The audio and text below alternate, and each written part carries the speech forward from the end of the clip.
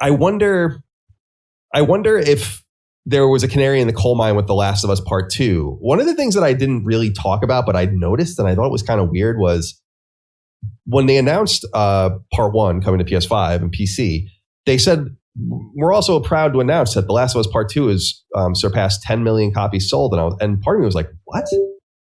That's all? Yeah, I said the same thing, even lower. Yeah, I was like, that's 1 in 12 PS4 owners. This is a marquee game from your biggest team, and they only sold 10 million copies. I'm like, that's not good. And well. Mark this day on your calendar, folks, because I'm about to say something I never thought I was going to say.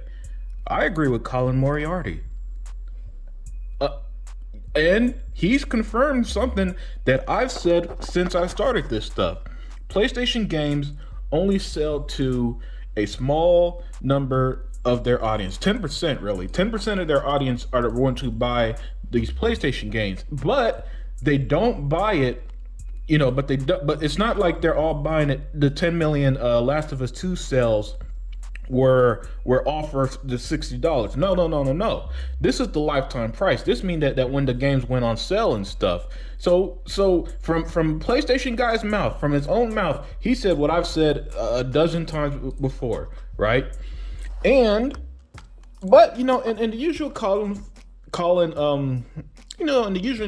matter, he doesn't commit to it as hard as I would on this, but he was spot on. I'm not going bullshit here. I'm not going to twist and turn his words. No, he said it.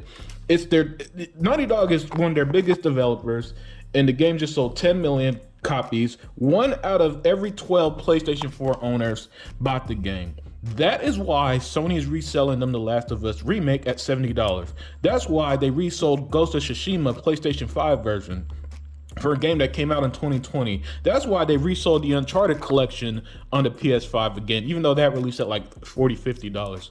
That's why they just reselling the PlayStation 4 catalog again and putting their games on PC.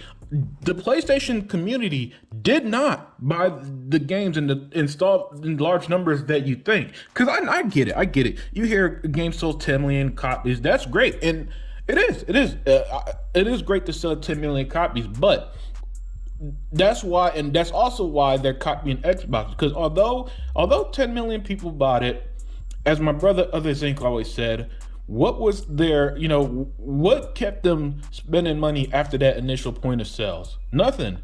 They don't. It's not like how Xbox games have longevity. So the 20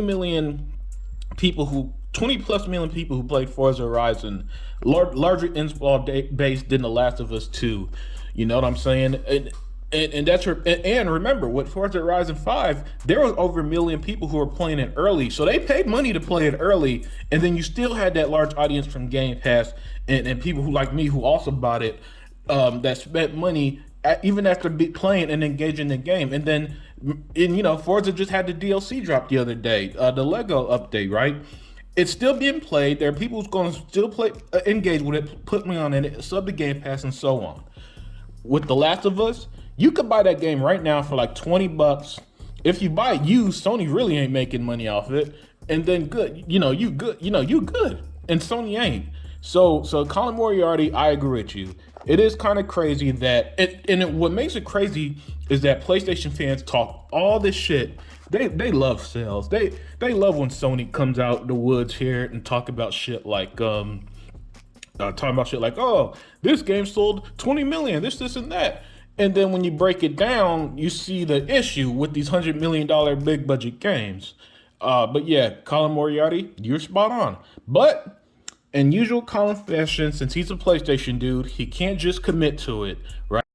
Have any thoughts on PlayStation's status right now? I'm curious how you feel they're doing. And are you as hard on them as we've been on the show, just in the sense that the silence is exciting for us because I love the tension. It's like Willy Wonka. Like, I hope it lasts, right? Like, I love that tension. But I could see you being on the outside and being like, man, where the fuck are the games? Like, and not even the releases, but what's the future tell me? $500 isn't a little investment, dude. So, yeah. At least with Game Pass, they have the promise of a catalog of selections by investing in that. Because you can see in the last clip here, that he talks about. Oh, here we go. With the now this right here, to me, this is what you call, what's that Sega man always says, where the person's damage control. That's it. That's the damage control, where he pretends that he's okay with Sony being silent and not having a large list of games. 'Cause remember, on Xbox, we have endless games, exclusive, big, small, different genres. We could go all day listing games that are coming out this year, next year, 2024, in the future. From Starfield to freaking Fable and all these other games. There are so many games on Xbox coming out that right now we're at the point where we could just sit back and just wait for them to release. What does Sony have after this year? Spider-Man 2, Wolverine, that doesn't have a release date. The Last of Us remake, that's September. God of War, that's November. Did nothing big after that. Oh, Final Fantasy, that's right. Final Fantasy was peaked in 1997. Okay, yes, but Colin, come on, man. You know you ain't happy with Sony not saying shit, not showing you nothing. Cause look, there's not much to talk about right now in gaming, and I see people bitching. Oh, gaming's boring right now. I don't feel that way, by the way. I'm cool. I'm cool right now. I'm catching up on my backlog and playing games that hits Game Pass. I'm good personally. But yeah, man. Still, overall, Colin Moriarty, I agree with you for once, my dude. All right, so let me know what you guys think, and I'm out.